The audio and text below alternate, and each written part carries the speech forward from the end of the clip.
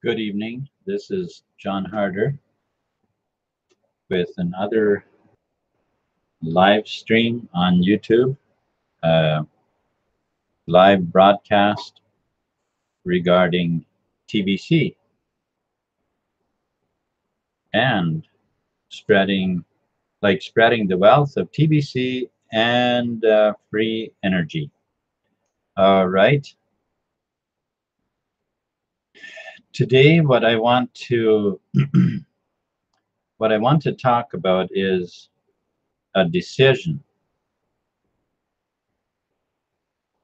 So, what does it take to make a decision? You know, if you've read in the book that Napoleon Hill had put together, uh, The Science of Getting Rich, is that what it was? No, no, that was a different book. Napoleon Hill. I forget now what that book was called. Funny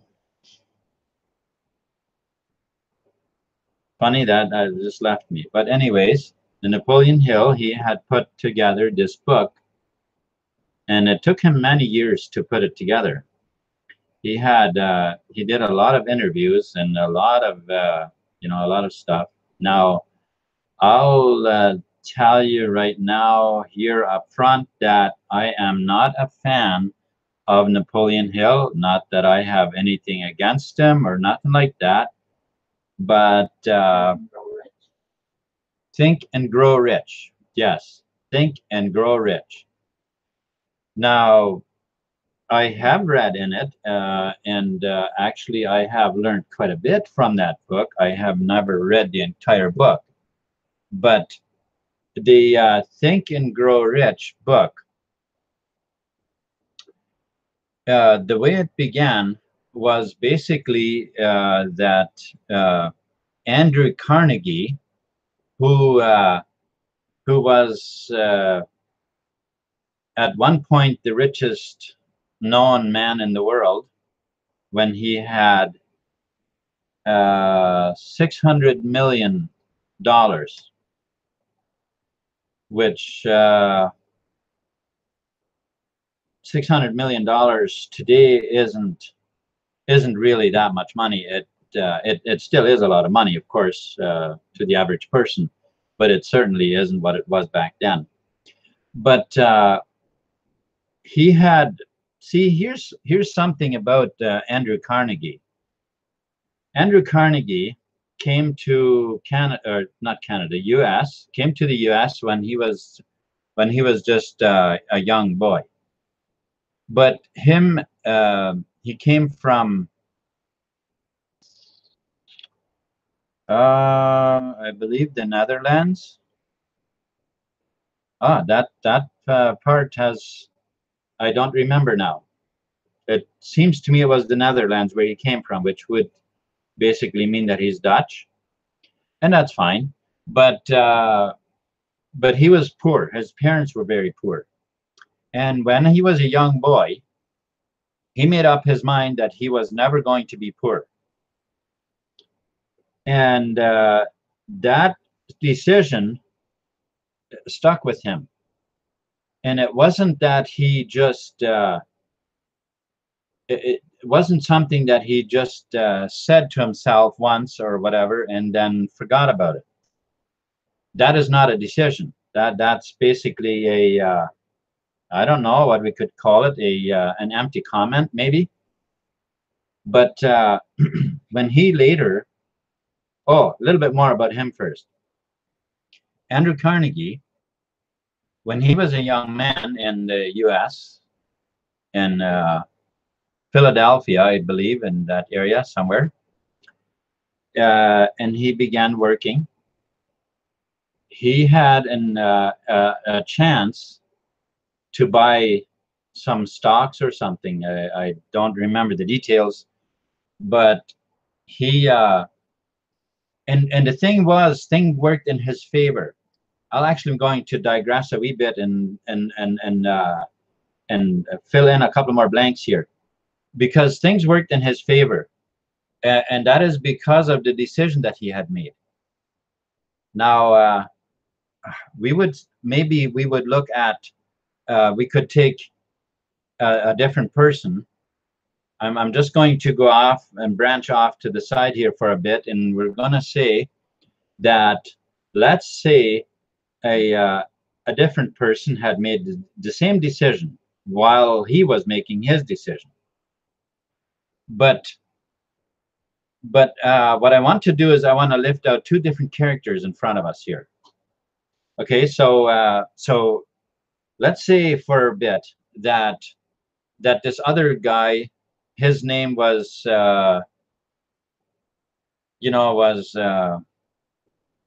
I don't know, Frank Watson or something. We'll just say Frank. Andrew and Frank. Okay, so here's Andrew. He made a decision that he's never going to be poor, and Frank made the same decision.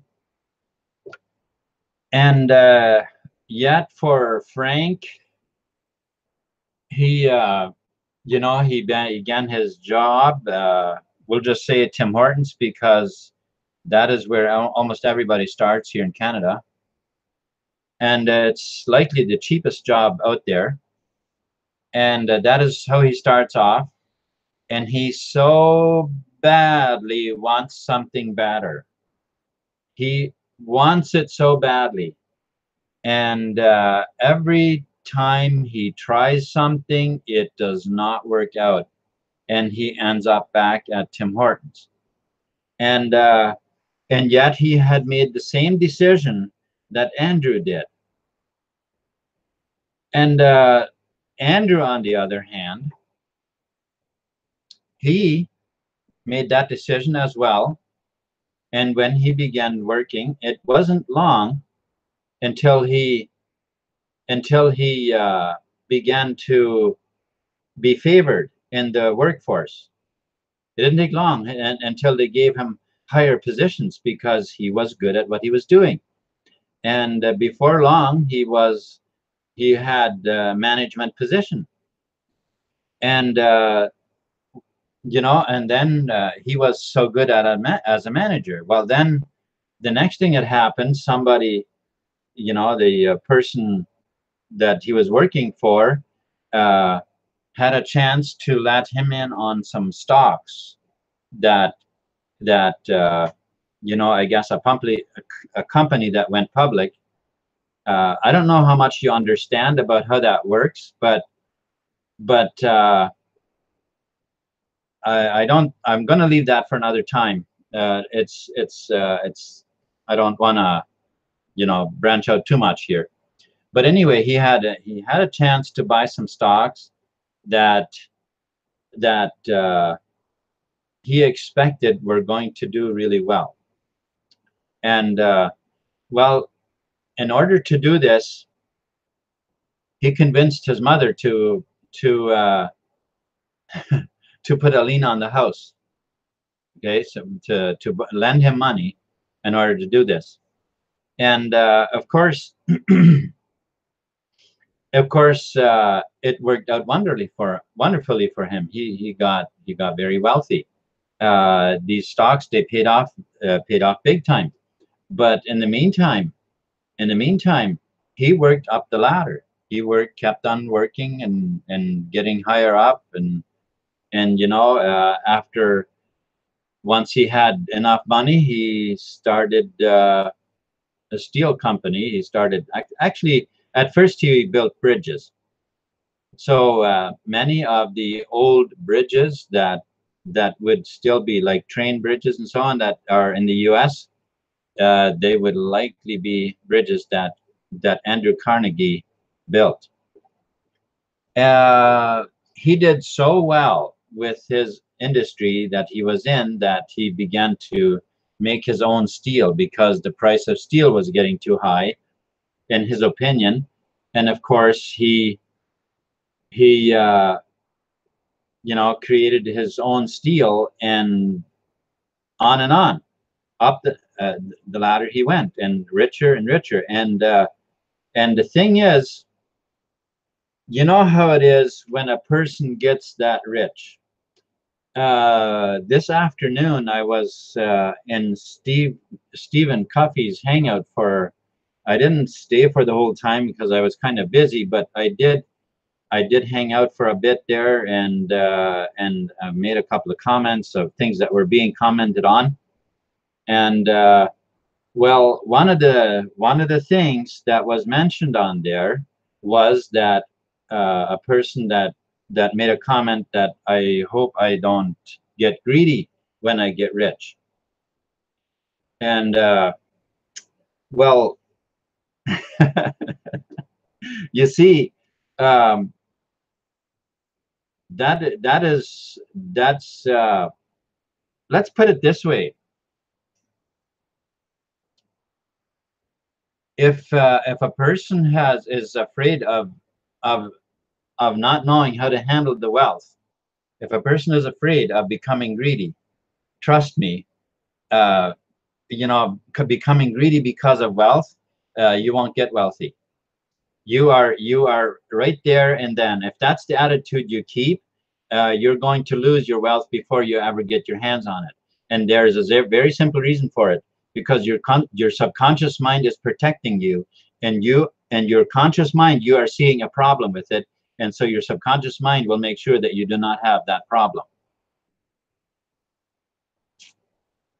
Folks, this is very powerful stuff. There is nothing that your subconscious cannot do for you. All right, let's go back to Andrew and Frank for a bit.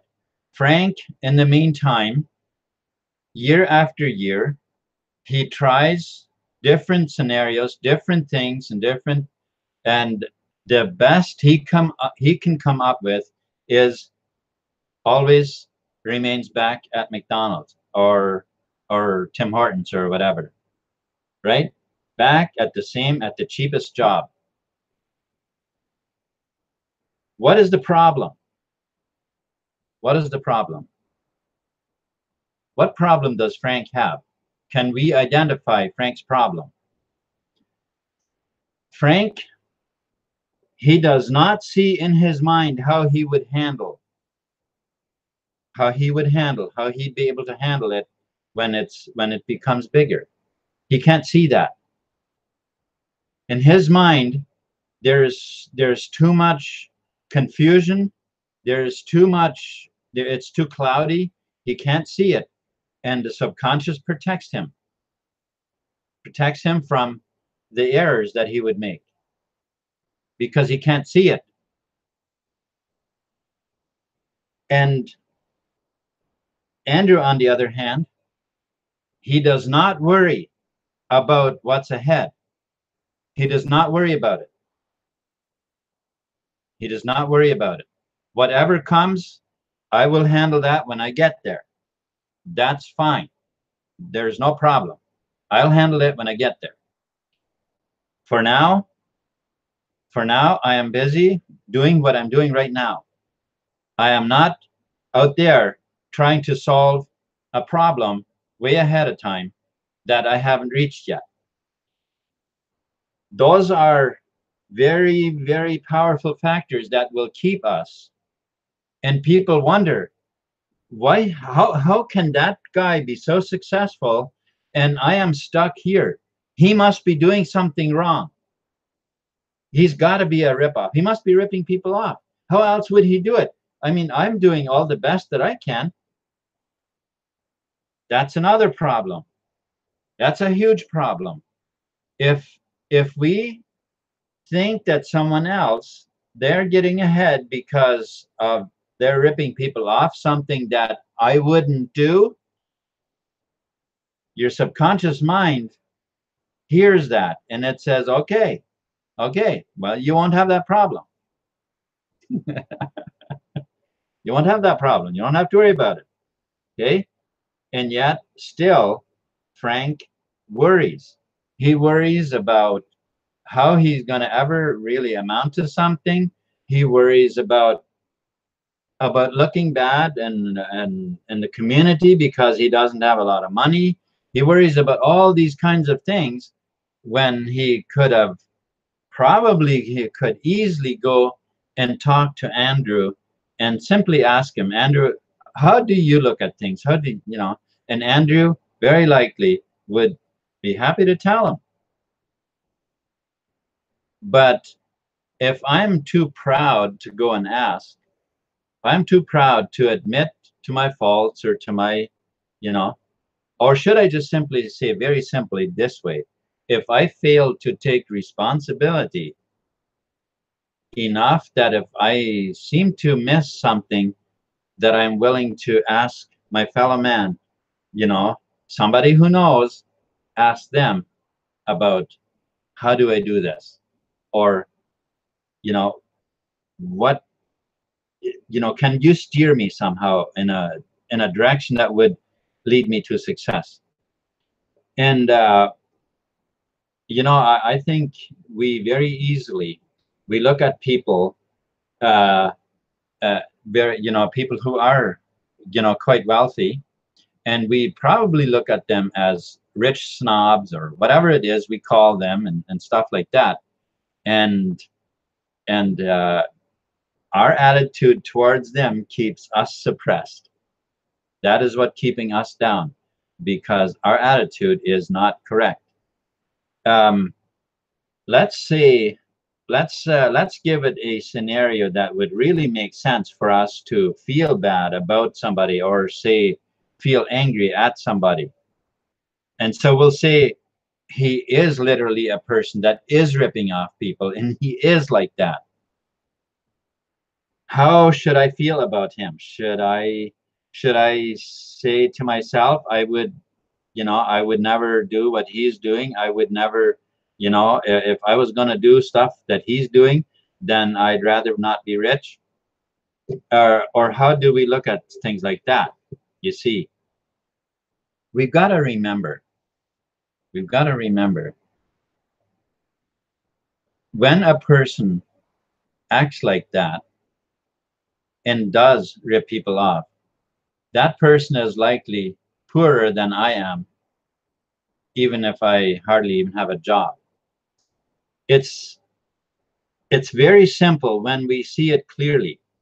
And as when a person who doesn't care who he hurts, who he steps on to get up, that is a poor person. It is definitely a poverty-based mindset that will act like that. And we don't need to worry about it, folks. It is never ours to worry about. We don't, in fact, it's best we don't worry about anything, that we just take responsibility for our own life and claim the riches that we want as if though we have them. And this is where many people, they feel that they are lying to themselves when they say that I am rich, when actually they are not. Well, let's turn that around, because the fact is everybody is rich. We all are. We all have all the wealth we could ever want.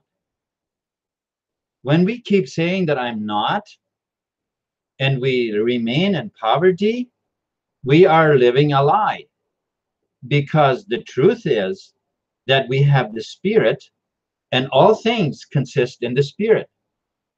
So we do have everything. Okay, so the decision. Decision is what I wanted to talk about. And actually, I think I am talking about a decision, because I did say about Andrew and Frank having made a decision. But you see, a decision isn't a one-time off thing that you say to yourself and you drop it and then that's it. A decision is active. A decision is it's in, it's a changing of your mind. It is a decision that basically says, from now on, I am this person, or I am rich. From now on, I am no longer poor. Basically, that is how that works, because the riches are already there. Now, what has to change is our attitude towards others, our attitude towards poverty, our attitude towards all of these areas of life, because we need to begin to see the abundance that's already in existence, and that already that is already, you know, has been ever since creation. And now, however long that was, you know, well, I'm not going to go there. I was just going to go into that a little bit, but I think I better stay on course here, because we are talking about a decision that a person has to make.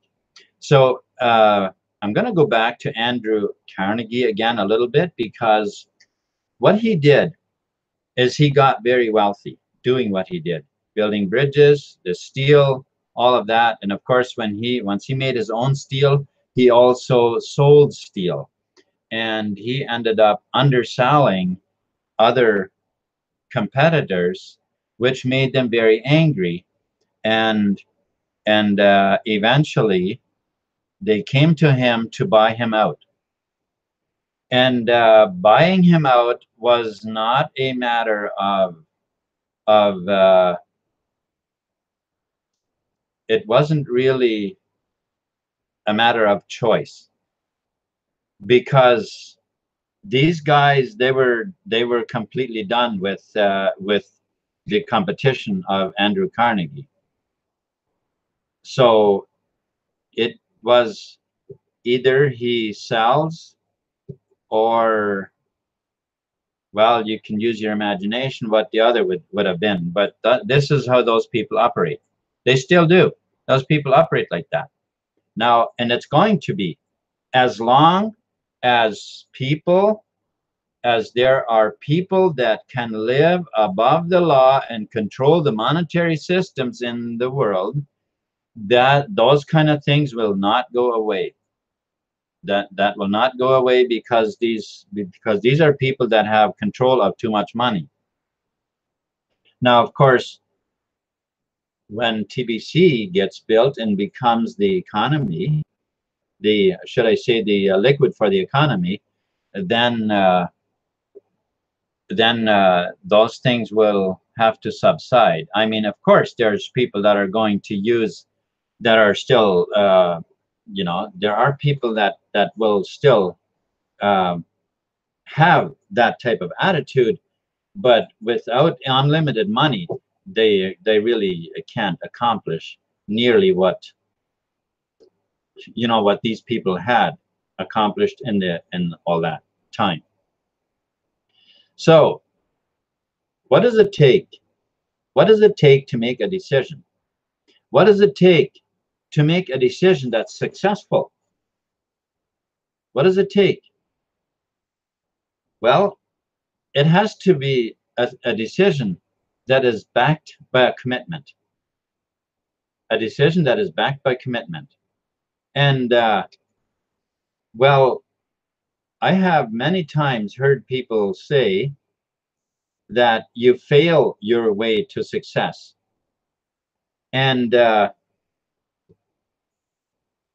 well, that may work for some people, but I believe there is a better way. I believe there's a better way. Now, and that is that we, instead of failing, that we learn our way to success. See, every error, every time that we end up having gotten into a deal or whatever it was, and it didn't work out, the problem that where we're hurting ourselves the most is if we look at that as failure. Because when you do not see it as a stepping stone, when you see it as failure, then your subconscious mind works on more results to for you to feel the same way you're feeling now about that. Because failure does not feel good. Failure feels like it feels like you know, you kind of feel defeated. You can't seem to move ahead and whatever. And whatever feelings you produce, your subconscious goes out to find more feelings, because those are the seeds you are sowing. And so therefore there's going to be more fruit. And so when we can turn it around, every time we hit a you know, we hit what you would call a failure, instead count it a success. Count it a success. Tell yourself what a wonderful lesson that was. It was great. It was awesome to learn that lesson. I love it. I absolutely love it. I enjoy that I now know how to move forward, and you know, and to stay clear of traps and move forward. And when you feel good and you feel successful, it doesn't matter what it was. It doesn't matter. The feeling of success, you're planting seeds for more success. And so more seeds will come for success. Or more success comes, which then again brings you feelings of success. I want to inject something here though, since we are talking about this success and so on. I want us to realize that it's not a good idea to measure our life, our level of success by earthly possessions, because that is very, very unfair. It's very unfair if we do that. We are seriously, how should I say, underestimating, or our math is way off if we take that as our level of success. Because our level of success truly is how much we are tuned in to the principle of life, the life principle, from where all things come. Our connection with that life principle, that is the true measurement of success. That is where you can truly measure what your success really is. And that is basically, and the indicator, may I say it, the indicator of that level of success is your level of happiness. Because always, that always corresponds. It always corresponds. Your level of happiness always corresponds with you know, with how much in tune you are with the life principle, with, you know, with the vibratory field of the spirit. So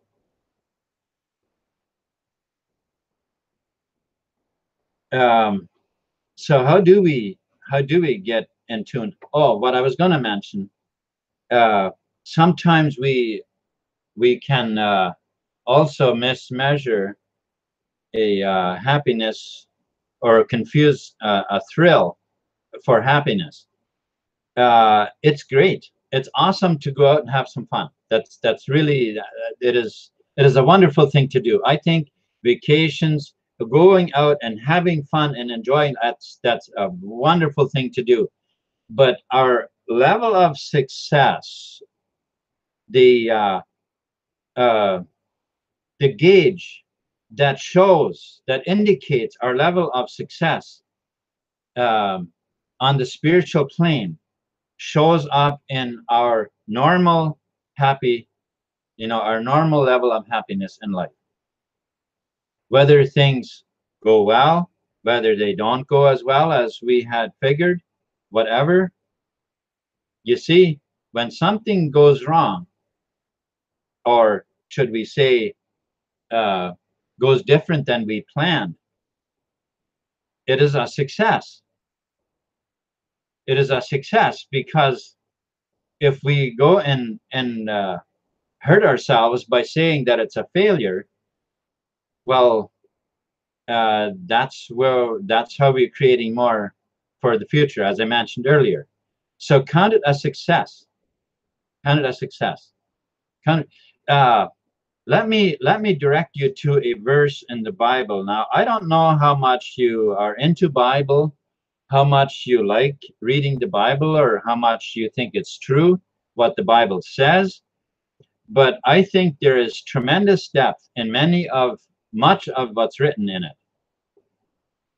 And there's a verse that talks about count it all joy when when you are tempted, when you face diverse temptations. Count that all joy. So why? Why would we do that? Why would we count that all joy? Aren't they hardships? Well, the reason we need to count it all joy is because so we don't keep planting seeds of hardship. So we count it all joy. Count it a lesson. Count it, and really enjoy that you have learned an awesome lesson. Those are the ways that we can stay ahead of the curve and be tuned in to the abundance that really exists. TBC is a great tool which will help us display the abundance, but the real abundance isn't visible. The real abundance will never show up in our physical form. The real abundance is the connection on the spiritual level. Okay, so for those of you who are not in TBC yet and are wondering what's more about TBC, I have links in the description, and I'm also I'd be very happy if you contact me, and I'd be happy to explain what are we doing with TBC, what's this 500% bonus, what's that all about, and so on. Well, I invite you to check out the links in the description and find out what TBC is all about. Why would I say that TBC is becoming the liquid of the new economy? Well, you'll find much of that information in there. And as I said, by all means, contact me. If you are still on the old blockchain, if you're in TBC and you're still on the old blockchain, I invite you, move your wealth to the new wallet system. Because I have realized through the people I have contacted that there are literally many people out there that don't seem to be aware that we're migrating. They are so out of tune with the blog. And so I would like to encourage you to move your wealth to the new blockchain, because the old one is going to be shut down and you're going to lose your wealth. Okay, so I think I'm going to leave it at that. I hope that I have, brought some encouragement to you, or something that you can take home to think about and implement in your life to help you achieve more success and ultimately higher levels of happiness. That is ultimately what it's all about, is living a happy, fulfilling life, right? So I know that we have much to do in the world, and we will, but let's focus on TBC and get the ball moving. And of course, there are other things that we're beginning to implement, which is great. And so with that said, guys, oh, we got, yeah, Romeo, thank you for hanging out with me, just like you said you would. I appreciate it. Marjorie, thank you for moderating. Bitcoin Scott, thank you as well for hanging out with me. I appreciate it. And I guess that's it for tonight. So thank you. Oh, okay. Who does? Okay, I got your message. I tried to call back, but the system wouldn't let me.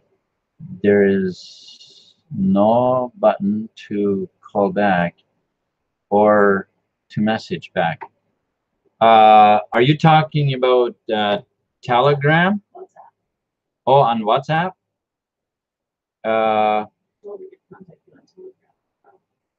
Right. Okay. Yeah, I have noticed that others that has happened. I'm not sure what it is, because some people get through and others don't. I'm not sure what's going on. But if you want to, you can contact me through my site and leave me your Telegram, and then see if I can open it from here. All right. Or WhatsApp. Yeah. And then I can see if I can open it from here, and we can see if that works. Okay, so thank you very much, folks, and have a wonderful day or evening or night or whatever it is for you. And blessings.